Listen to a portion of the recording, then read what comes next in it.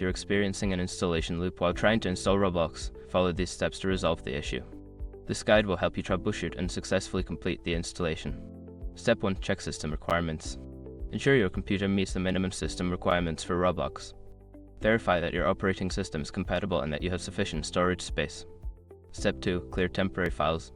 Open the Run dialog by pressing Windows+R, type %temp% and hit Enter.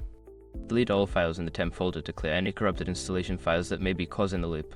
Step 3. Disable antivirus and firewall. Temporarily disable your antivirus software and firewall settings, as they may interfere with the installation process. Remember to re-enable them after the installation is complete. Step 4. Reinstall Roblox. Uninstall any existing Roblox installations from your computer. Then, download the latest version of Roblox from the official website and run the installer to start a fresh installation. Step 5. Restart your computer. After completing the installation, restart your computer to ensure all changes take effect. This can help resolve any lingering issues that might prevent Roblox from launching properly. By following these steps, you should be able to resolve the installation loop and enjoy playing Roblox. If issues persist, consider reaching out to Roblox support for further assistance.